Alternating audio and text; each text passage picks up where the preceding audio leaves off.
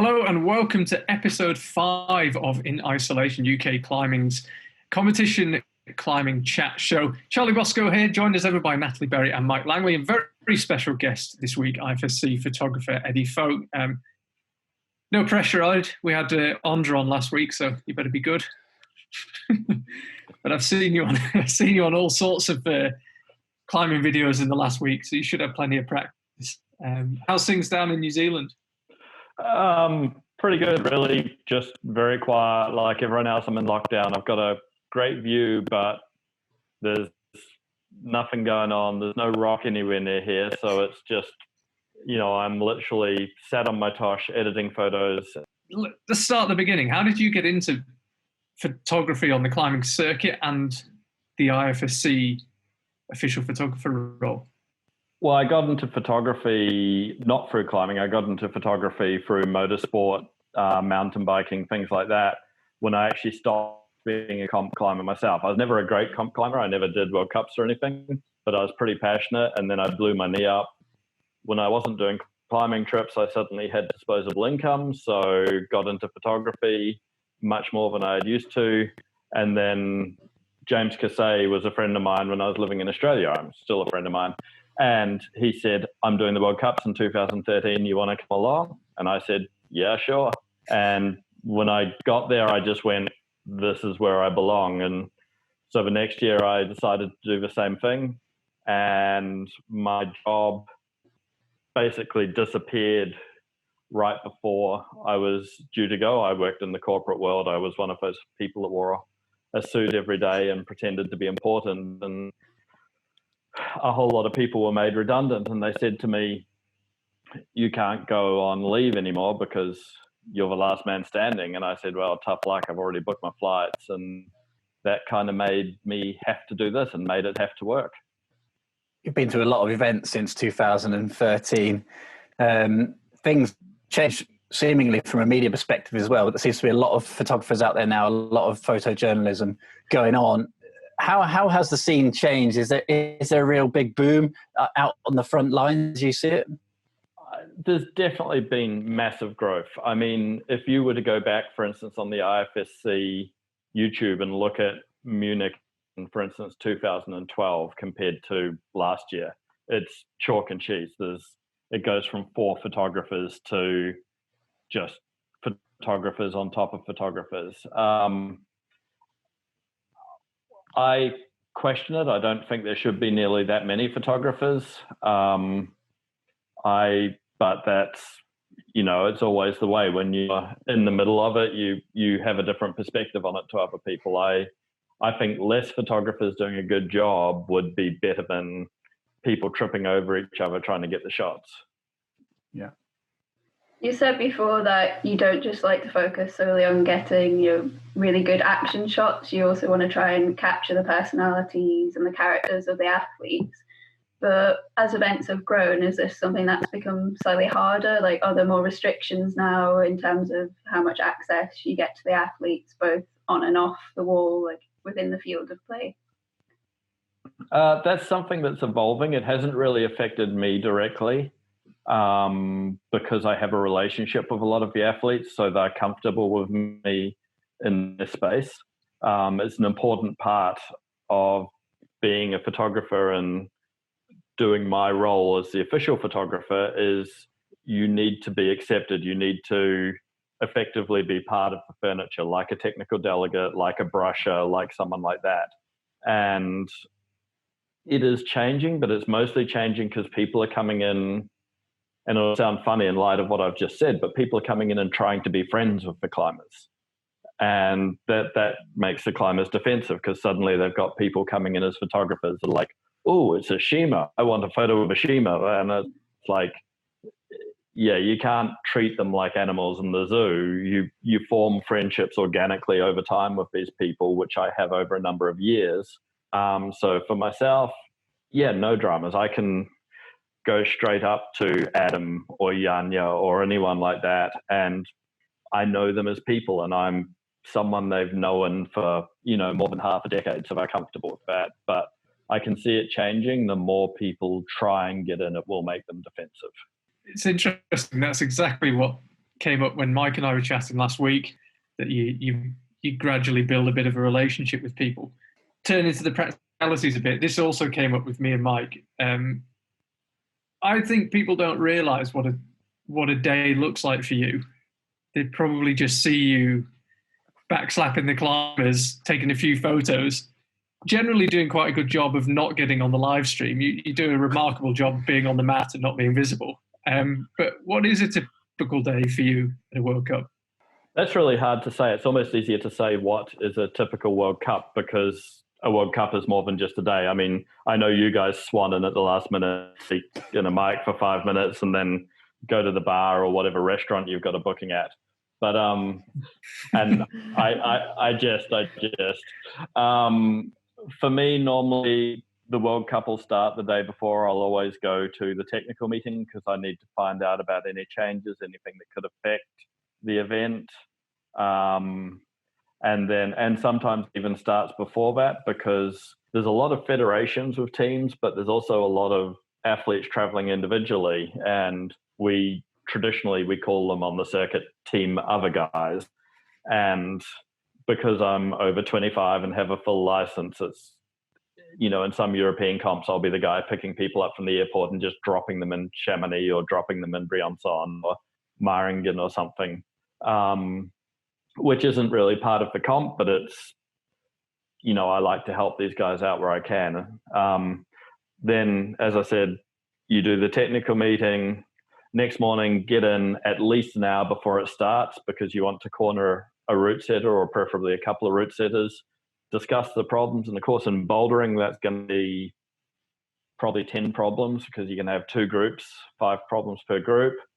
And normally I'll go and read the problems myself, because I used to be, as I said, a million years ago, a competitor. I can still read problems. And then if I'm stuck or if I'm a little bit unsure, then I'll go to whoever the setters are. Obviously, this doesn't apply in speed comps. I'll go to whoever the setters are and I'll say, hey, talk me through. And then I work out the angles, try and work out how I can shoot as many climbers as possible without climbers falling in front of each other all the time. So that's the start. Then you do the round and you try and get photos of every single climber. So somewhere like Munich, that can be mental. And then you're going to have a gap between women's qualifying and men's qualifying, or vice versa, depending which goes first. Normally I'll dump the photos, choose 5 or 6 for immediate edit, get those out to the IFSC and any other clients that have urgent need. So if UK Climbing, for instance, asks me for some of Will Boise because he is leading after qualifying, or Shauna or Nathan Phillips or whatever, then I'll try and get them 1 or 2. Then go back. You're going to do the same viewing prep for the next round of qualification. Do that.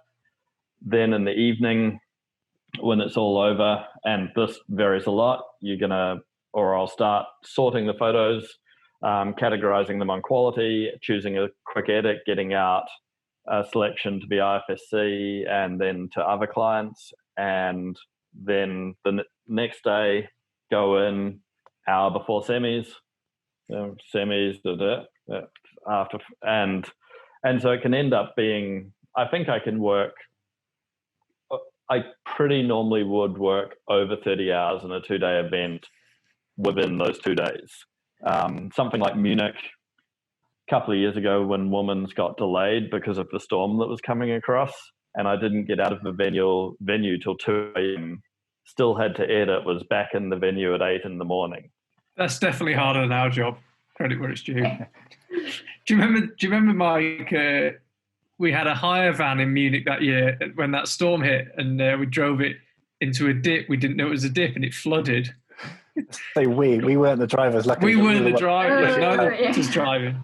But the van, it was a write-off, wasn't it? Yeah, destroyed a brand new van. Yeah. Yeah, I remember wading out of it waist deep, and the car's just got like a layer of water in it. I remember that storm. That's one of those nights you won't forget of an IFSC event. I was going to say, you seem really enthusiastic about all 3 disciplines of climbing: sport climbing, competition climbing.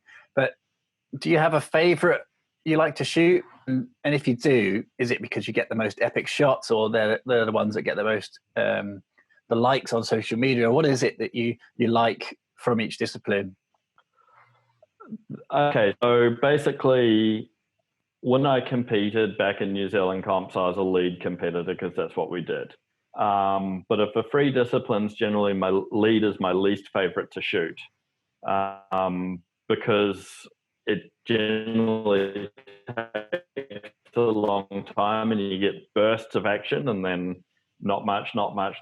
And if people are falling off through general fatigue, then you don't get moments. And it's also tricky because people go, oh, you could be at the top of a wall and get these amazing shots. And it's like, well, yes, I could, but then I don't get the emotion shots on the ground. So I've always got to juggle where I am.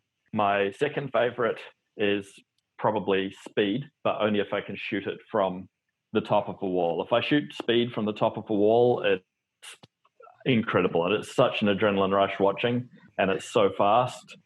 So that the timing, everything, it's real athletic style shooting. It's like when I was shooting track and field, if you're shooting the 100 meters and you're trying to get them getting to the line, or you're trying to get them exploding off the start. It's like that, but unfortunately we're limited because we don't get a lot of good angles, so it's only if I shoot from the top. And then bouldering, there's no other discipline in climbing where you see the limit of human capability like you do in bouldering. That's where you see the absurd moves. And there's not only the big coordination dyno parkour stuff, it can be these incredible delicate slabs that holding nothing and just like you can come and type. Yeah, it's all three are great, all three are different, but if I had to choose one, it'd be bouldering. When you're actually focusing on say bouldering, are you one of those photographers who likes to get like the epic crowd shot all the way down from the back of the arena and get the whole wall for atmosphere, or do you like to get in really tight? And what, certain photographers have different styles that they preference. What would you say your preference is on that? So my preference is to shoot full body with space. So because I came from a motorsport and a mountain biking background, where you're generally photographing things that are moving, you're creating space for them to move into. So I like to get the whole climber and get a sense of where they're going. Of course, part of my job brief is I have to go back and get the wide shots. I have to come in and get the tight shots. But if it's one sort of shot I like, is generally when you've got the full body portrait and the movement into when they're going next. That's my... And, there's a bunch of us that shoot different things, like Bjorn Pohl from Sweden. He's really good at shooting these like mega tight things. Same with Ray from Germany. And then you get other people like Heiko or Luca who shoot really wide, capture the whole scene. But as the official photographer, I've got to do all these things. I can't just choose to shoot for artistic merit. I've got to shoot from a journalistic perspective.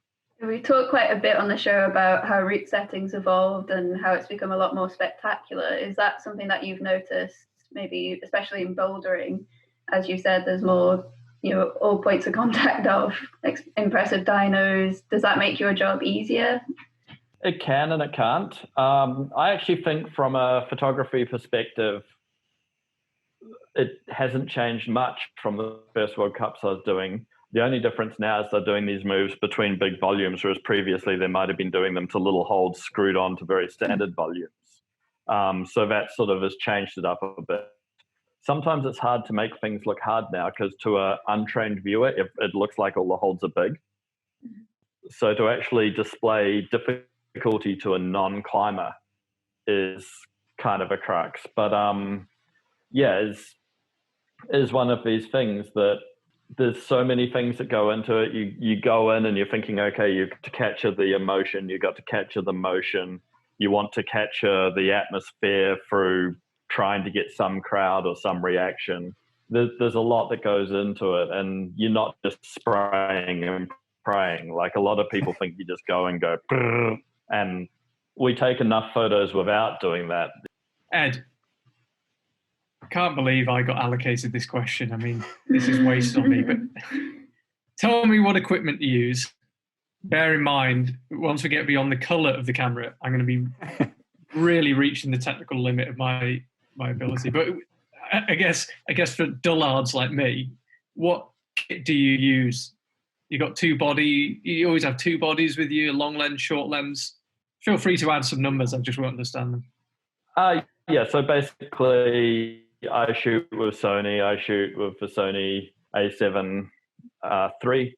I always carry two bodies with me. I have one medium telephoto, so generally 24 to 70, and one long. And then normally I'll have a fisheye or something stashed just to grab for a couple of photos.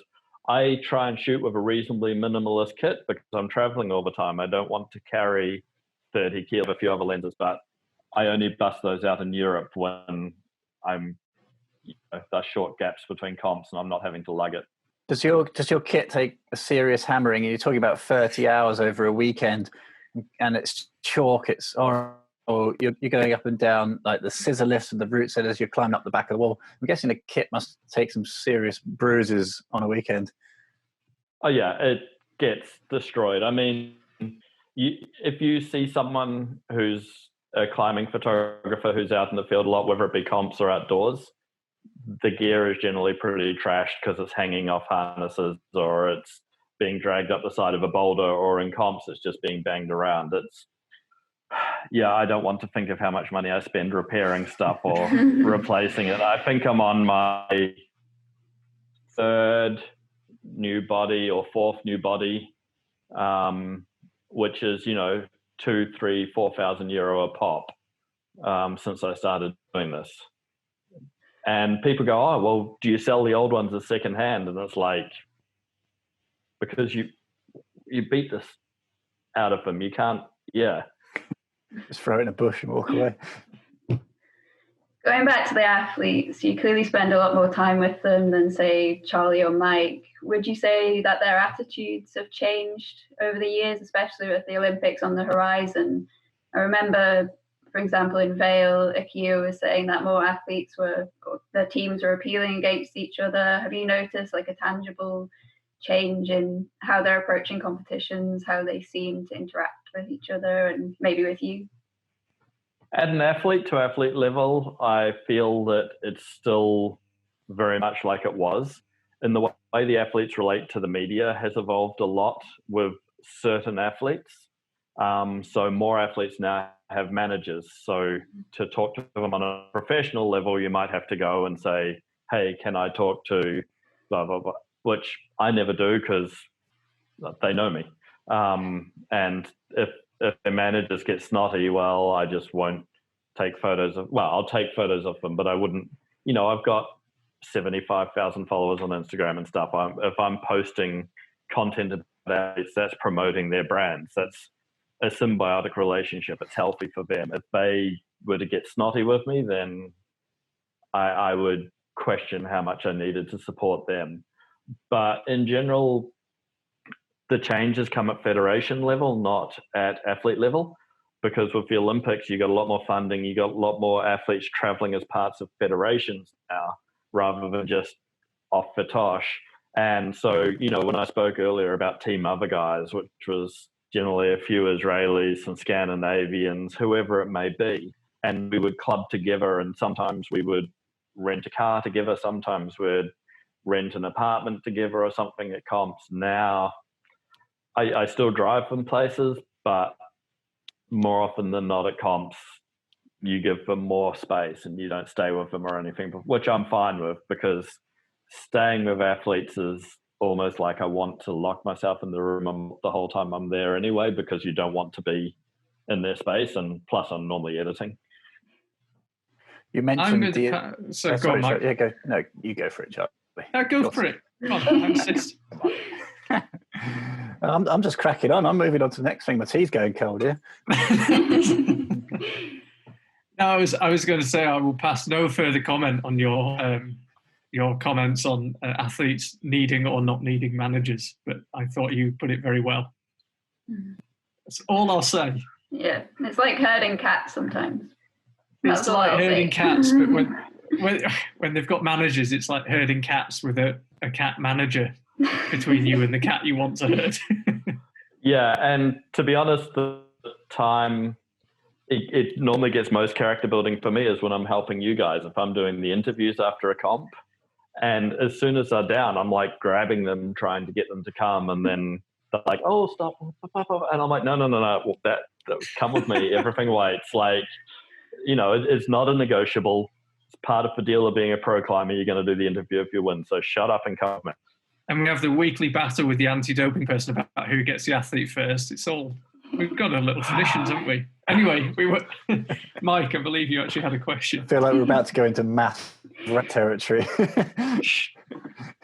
Okay, Eddie, you mentioned the Olympics already. All of us will be going to Tokyo, hopefully one day, whether it be next year or in 20 years in the future. We do hope we'll get there. How do you feel that your job as the IFSC photographer will be different when you get to Tokyo? Well, my job, in a lot of ways, won't be that different because I will be there as sport-specific photographer. So a lot of photographers that go to the Olympics, they go as network photographers or agency photographers, and they are shooting baseball in the morning, gymnastics in the middle of the day, and whatever athletics in the evening. My job, if I go there or when I go there for the federation, is to shoot the climbers. One thing that will probably be different is I'll try and spend more lead time with the climbers, not as in lead on a rope, but as in coming into the comp, because they will have to be there from the start of the event, but climbing isn't scheduled till quite late. So they'll just be training, and just to do that background, that content of their life as athletes at an Olympics will be probably a big part of what I do. And if it's anything like World Games or Youth Olympics that was in Buenos Aires, then a lot of what I do will also be unofficially helping network OBS staff and things like that, because especially in especially in Buenos Aires, when you have people like the Olympic Channel wanting to write about climbers and they need to know who to make content on and stuff. And because I know the athletes well, normally they get pointed to me and they come to me and they say, "Tell me these guys' stories." And I'm like, okay, so so it's almost like a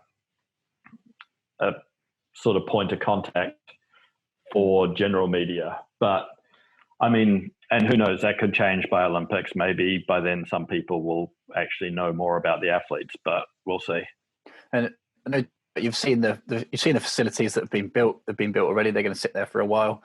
It's outdoors. It's not Chamonix. You've not got Mont Blanc in the background. It's a mega city. It's in a car park, but the wall looks pretty decent. And what do you think? Is that going to make your job better, easier? It's outdoors. Do you prefer those sort of shoots? To be honest, the biggest single thing we're shooting in Tokyo is going to be the heat.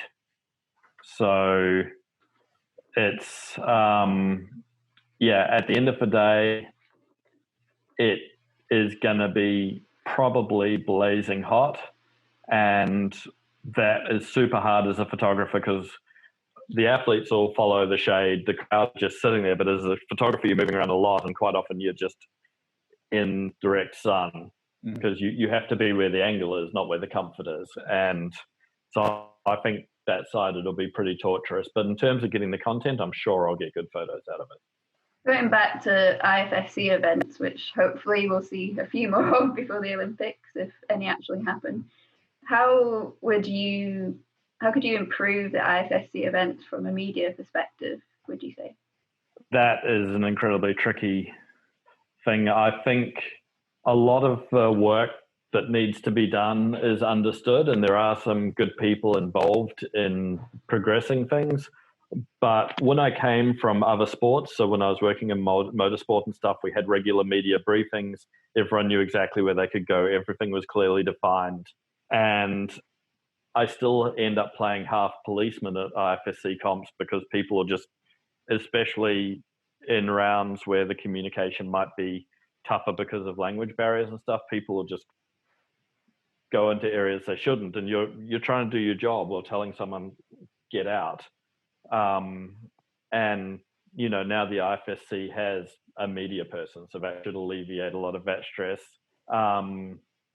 But I think there's a lot that could be done, and my background having come from shooting other sports, I said to them years ago a list of recommendations, and we'll just see if anything happens. Here's a more fun one for you, Ed. What's your favourite moment you've been present for the IFSC? Was it when me and you grabbed a Wendy's in Silverthorne on the way from Denver Airport at about 2 a.m. that time? I could say things that you would just have to edit out here. So yeah, what is your favourite family friendly? I think just in terms of emotiveness and just how incredibly intense it was, being part of it would be when Euler won Munich in 2014. Massive crowd, everyone just chanting her name, hometown hero.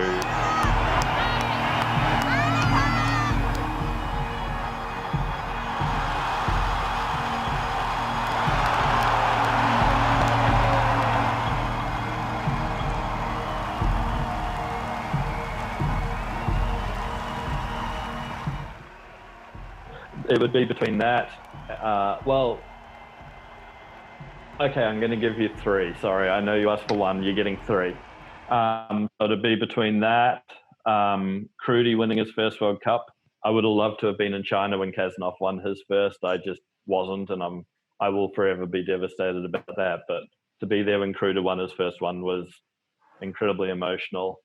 And then probably the single most emotional moment for me was when Ola Miroslav, or Rosinski as she used to be known, qualified for Olympics in Hachioji, because I went up afterwards to congratulate her after the combined qualifications. I went to congratulate her, and her husband said to me, I just need to know, does this mean she's in the Olympics? Yeah, she's in the Olympics. There's 4 Japanese in finals, and she's in finals. She's not going to slip outside of the top 7. Like, she should get the invite. And she did not know that, and she heard me say that to her husband, and she just, you've probably seen my photos where she's just like holding her face and just crying uncontrollably. That was, that's a memory that'll stay with me till I die, because I was always ambitious as a sports person, and I was never good enough, but I always dreamed of being good enough. And when you see someone realize the dream, it's just, it's, you can't write TV like that. You can't write movies like it. You've got to live it, and it's just unbelievable. Obviously, that image was one of many fantastic shots that you've got over the years for the circuit and for the IFSC. Have you got, like, everybody's got their social media banner photo that's one particular that they're really proud of, but have you got the image that you just like that, if I died tomorrow, let's hope not, if you died tomorrow, what would be the image that you wanted to be remembered for your time since 2013? And is that because it's creativity, like the level of creativity was awesome, technically it was amazing, or it's just emotion? Have you got that one standout image? I don't know. Now you've just got me in my head going, if I'm going to die tomorrow, I'm going to be taking a selfie. So no, I actually probably don't have a favorite image, because I've taken 800,000-900,000 in the last 7 years. I think I've got 600,000 from 2015 on, just on hard drives upstairs at the moment. So it's very hard to isolate a single one. I would always say my photo from 2013 of Jan Hoyer when he won his first World Cup, and he's holding the jug at the top, and he's just screaming and going like that photo was. I always say that photo was the photo that made me a professional. So it has a lot of meaning. That'd probably be up there. Then fantastic one of Melissa Lenev in Kazo in Japan, which Adidas made into a huge banner, like 5x5 meter banner, which is in Karma and in Fontainebleau, and I love that one. Yeah, so many Yanya climbing in the pouring rain. A lot of the photos I love are the reaction photos as well, not necessarily when they're climbing, but I think that yarn one, because I'll tell you a little story. I took that yarn photo. It was his first World Cup win. I was psyched. I contacted his sponsors and I said, I've got this photo. It's amazing. You can make a poster of it. You know, I'll sell it to you. And they said, do you want a pair of shoes? So many, so many elements of the climbing world summed up in one anecdote. And I pushed back and I said, no, I can't eat shoes. And I ended up, now I've got a long time relationship with them. They're one of my best supporters as a brand. I'm pretty much permanently contracted with them. But that was the first moment that I realized how much I had to get my elbows out as a photographer in the industry to survive against. And it's the reason, it goes back a long way to one of the questions you asked earlier about the number of photographers now at comps. The reason I hate that, because you just get undercut by people looking for exposure. There's clearly a lot of wannabe photographers out there, but what advice would you give to, say, a young photographer who wants to try and break into the competition climbing scene? Don't. In one word. No. Yeah, I mean, I think the first thing is you need to start domestically. So start shooting your local comps, start shooting your regionals, your national events, but also other sports. Most of what I learned, which helps me as a climbing photographer, comes from shooting other sports. That's where I learned the ins and outs of professional photography, was shooting a Speedway Grand Prix, shooting some Formula One races in Malaysia and Melbourne, shooting downhill mountain biking world champs, things like that. That's what gave me the grounding. But when I went to a World Cup, I had an expectation of how professional I had to be. And you see a lot of people come in, and it's like I said earlier, they're just like sycophants. They just want to be friends with the athlete. They just want to, and we've had it with assistants before where you say, oh, can I have a photo of this person? They're like, oh, no, I only took photos of those people. And it's like, well, why not everyone? Oh, because they're not going to be in finals. It's like, we're, that's not what we do. It'll be like you guys doing commentary and sitting there twiddling your thumbs until Yanya comes out and go, well, she's going to win anyway, so I couldn't be bothered talking about the others. There have been times I've been tempted by that with Yanya over the last few years. Well, the funny thing is, Yanya is someone I take probably less photos of than a lot of people. Yeah. Because she flashes so many things, you literally don't get many chances to shoot her if you're not fast. It's amazing how many qualifying days go by on the bouldering, and where's Yanya? And oh, she's done them. Oh, okay, never mind. Yeah. Speak to her tomorrow. We got one last question. This is from a viewer. Glad to know someone watches these. It's from Jabrom.